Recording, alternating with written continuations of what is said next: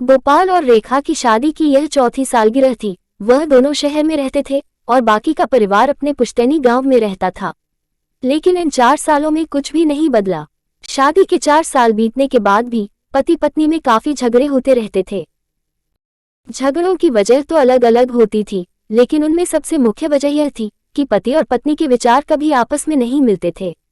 जहां गोपाल काफी अच्छे स्वभाव का व सहनशील था, वही पत्नी रेखा का स्वभाव स्वार्थी और भेदभाव करने वाला था। गोपाल रेखा के स्वभाव और उसके व्यवहार से परेशान हो चुका था। वो हमेशा कोशिश करता रहता कि उसकी पत्नी के स्वभाव में किसी तरह बदलाव आ जाए। रेखा हमेशा अपने ससुराल वालों के साथ काफी बुरा व्यवहार करती। ससुराल वाले उसके खराब व्यवहार के कारण नाराज हो जाते, लेकिन रेखा उसकी भी परवाह नहीं करती। गोपाल को इस बात से काफी दुख होता कि उसकी पत्नी उससे इतनी विपरीत क्यों है। गोपाल ने अपनी इस सालगिरह पर रेखा को सबक सिखाने की ठान ली। गोपाल ने रेखा से कहा, सुनो, मैं सोच रहा था कि मम्मी पापा, बहन, भाई और उनके बच्चों को घर पर इनवाइट कर लेते हैं। काफी समय हो गया उनसे मिले हुए। इसी बहाने उनसे मिल भी लेंगे और उनके साथ थोड़ा समय बिताने के लिए भी मिल जाएगा। तुम क्या कहती हो? रेखा के चेहरे से साफ दिख रहा था कि इसे ये आइडिया पसंद नहीं आया, लेकिन उसने पति का मन रखने के लिए बेमन से हाँ कह दिया। गोपाल खुश हो गया और रेखा को अच्छा खाना बनाने के लिए बोलकर सभी को फोन करके बड़े प्यार से अपने घर आने के लिए न्योता देने लगा। जब पति फोन पर बात कर रहा था तो रेखा सोच रही थी, ये आदमी भी न अपने फालतू के कामों से बाज नहीं आएगा। क्या जरूरत है सबको घर पर बुलाने की? सब मेरे घर आएंगे और मैं नौकरानी की तरह उनकी सेवा करूंगी। नहीं नहीं, मैं ऐसा नहीं होने दूंगी। अच्छा खाना तो क्या, मैं इन्हें सादा खाना भी नसीब नहीं होने दूंगी। देखती हूँ कितनी देर टिकते हैं ये लोग मेरे घर। अगले दिन सुबह गोपाल काफी खुश था। जब सब लोगों के आने का वक्त हो गया तो गोपाल ने अपनी पत्नी से पूछा, अच्छा बताओ तो सही, आज सबको खाने में क्या स्पेशल खिलाने वाली हो? रेखा मुंह बनाते हुए बोली, स्पेशल खाना क्यों? तुम्हारे माँ बाप भाई बहन कोई मेहमान थोड़ी है, उनके लिए कोई स्पेशल खाना नहीं बनाया है मैंने। वह भी वही खाएंगे जो हम खाते हैं। आज घर में केवल खिचड़ी बनी है क्योंकि और कुछ बनाने के लिए सामान नहीं था। पत्नी की बात सुनकर गोपाल गुस्सा हो गया और बोला, तुम कभी नहीं सुधरोगी। अगर घर में सामान नहीं था तो मुझे एक बार बता दिया होता।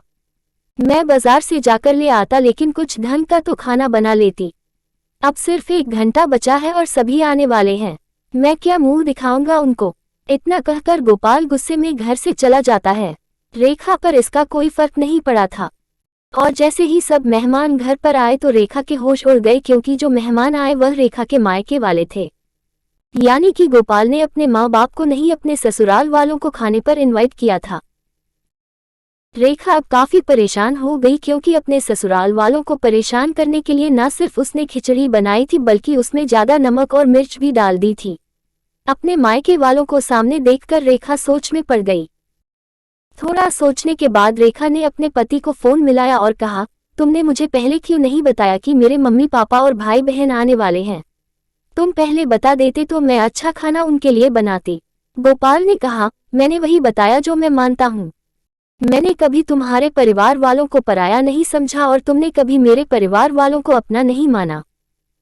और मैं जानता हूँ कि तुमने यह सोचकर कि मेरे मम्मी पापा और भाई बहन आने वाले हैं, जानबूझकर खिचड़ी बनाई थी। अब तुमने जो किया है उसे तुम खुद ही भुगतो। मुझे पता है तुमने मुझे इसलिए फोन किया होगा ताकि बाहर से खाना मंगवा सको, लेकिन मैं ऐसा नहीं करूंगा ताकि तुम्हें तुम्हारे किए की सजा मिल सके। इतना कहकर गोपाल ने फोन कट कर दिया। ना चाहते हुए भी रेखा को अपने मायके वालों को वही ज्यादा नमक मिर्च वाली खिचड़ी खिलानी पड़ी। लेकिन बाद में जब दामाद ने सारी बात उन्हें बताई तब उन्हें बहुत शर्मिंदगी हुई और अभी उसके बुरे बर्ताव के लिए उसे डांटकर उससे नाराज होकर चले गए। दोस्तों, हमें कभी भी किसी के भी साथ बुरा व्यवहार नहीं करना चाहिए। हमें अपनों के साथ मिलजुल कर रहना चाहिए।